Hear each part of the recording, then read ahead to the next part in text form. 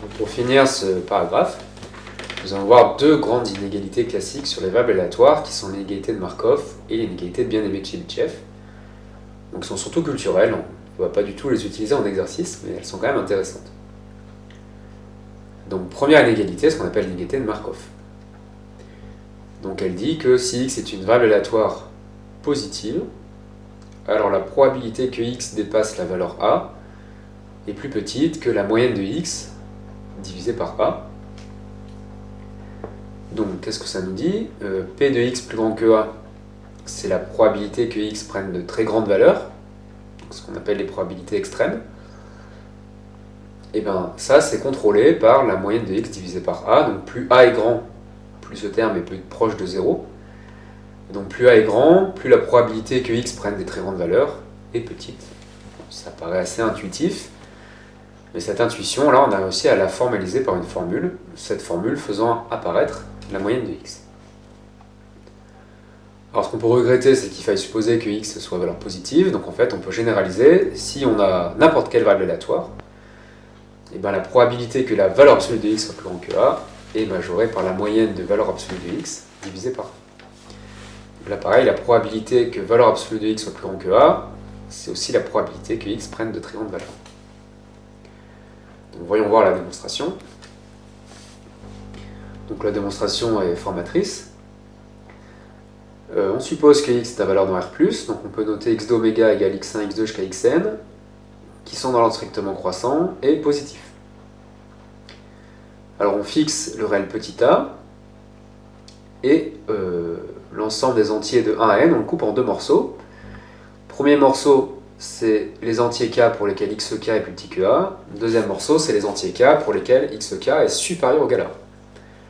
Donc comme on a deux k disjoints, et par l'ensemble des entiers de 1 à n, vous les coupez en deux morceaux incompatibles.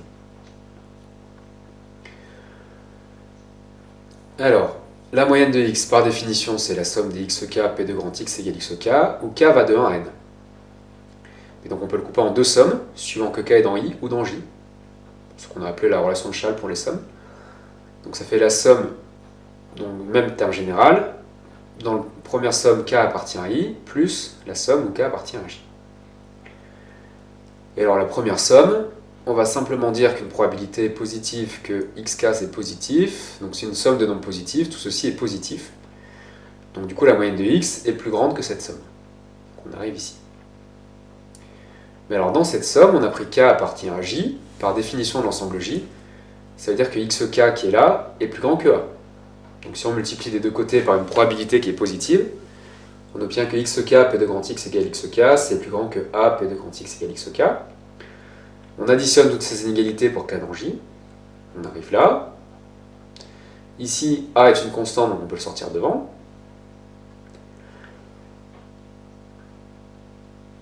Donc on a montré que la moyenne de x, c'est plus grand que a fois cette somme. Mais alors cette somme, on va la simplifier. Donc on remarque que si on prend n'importe quel point de l'univers, dire que x oméga est plus grand que a, ça veut dire qu'il existe un k dans j tel que x oméga égale xk, puisque dans grand X, ces valeurs c'est les xk, et ici c'est une valeur qui est plus grande que a, donc on a dit que c'était les indices k qui étaient dans l'ensemble j. Donc cette équivalence vient de la définition de l'ensemble j. Donc ici, dire que x oméga est plus grand que a, par définition, c'est que oméga appartient à cet événement. Et ici, on a vu que quand il existe, c'est que c'était une union. Donc ça veut dire qu'oméga appartient à l'union des grands x égale xk pour k dans j. Et ces événements sont incompatibles, donc j'ai mis un petit plus. Comme c'est une équivalence, les ensembles sont égaux, donc on a égalité des deux événements. Par additivité d'une probabilité, p de x plus grand que a, c'est la somme des p de grand x égale xk pour k dans j. C'est-à-dire c'est cette somme. Donc si on recolle tous les morceaux, la moyenne de x était plus grande que cette somme, qui était plus grande que cette somme, on avait mis a en facteur, et ça fait a, p de x plus grand que a. Donc si on divise par a qui est positif, on arrive à l'inégalité de Markov.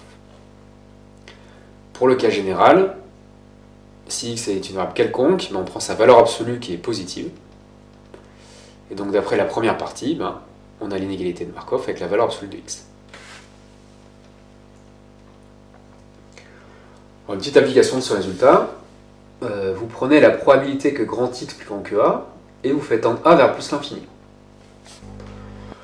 Alors intuitivement, si on remplace A par plus l'infini ici, ce qu'on n'a pas le droit de faire, mais on regarde ce que ça donne quand même, ça fait la probabilité que grand X soit plus grande que plus l'infini, ce qui n'a pas de sens, donc on se doute que ça va se rapprocher de 0.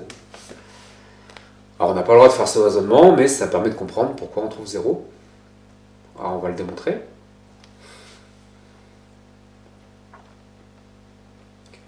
Donc on prend x, une variable aléatoire quelconque. Dans ce cas-là, on va appliquer l'inégalité de Markov, mais on a des valeurs absolues. Donc on va travailler sur la valeur absolue. Alors pour tout oméga dans l'univers, dire que la valeur absolue d'oméga est plus grand que A, ça veut dire soit x est plus grand que A, ou alors c'est que x est strictement plus petit que moins A. Donc cette équivalence traduite avec des événements, ça donne cette formule, où ici les deux événements sont évidemment incompatibles. Donc par additivité d'une probabilité, la probabilité que valeur absolue de x soit plus grand que A, c'est la probabilité que x soit plus grand que A, plus la probabilité que x soit plus grand que moins A. Donc c'est ce genre de formule qui est intéressante à retenir. Dans cet exercice, on a géré une valeur absolue à l'intérieur d'une probabilité. C'est quand même nouveau. Alors ici, comme P est à valeur positive, ça c'est positif. Donc cette probabilité est plus petite que celle-ci. Donc on arrive à cet encadrement. Voilà, donc c'est aussi un encadrement intéressant, parce qu'on a fait disparaître la valeur absolue dans la probabilité. Ici on a une inégalité. Et donc l'inégalité de Markov rajoute ici que c'est plus petit que ça. Donc on arrive ici. Et là on utilise le théorème des gendarmes. 0 tend vers 0 quand A tend vers plus l'infini. Ceci tend vers 0 quand A tend vers plus l'infini, puisque ceci est une constante. Et donc ce qui est au milieu tend vers 0 quand A tend vers plus l'infini.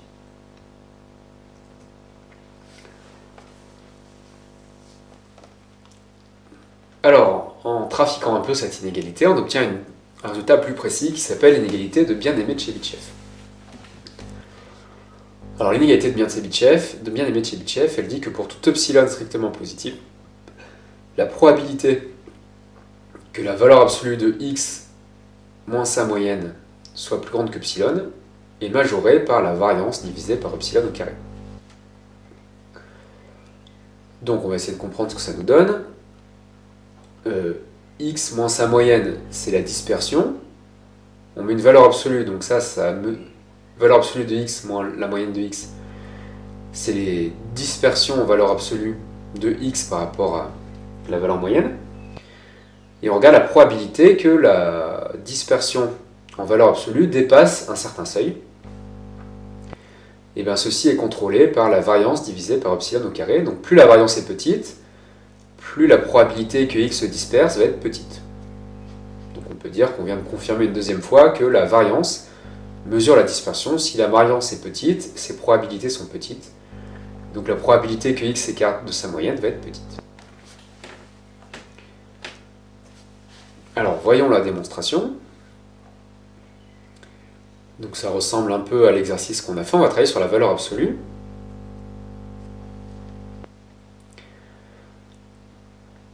Alors, on va plutôt d'abord réécrire cette formule autrement.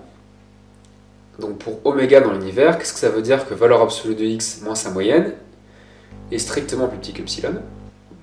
Donc on prend l'inverse ici. Donc ça veut dire que x moins sa moyenne est plus petit qu'epsilon et x moins sa moyenne est plus grand que moins epsilon. Si on fait passer la moyenne de l'autre côté, on obtient que x est encadré par deux constantes, la moyenne plus epsilon, la moyenne moins epsilon.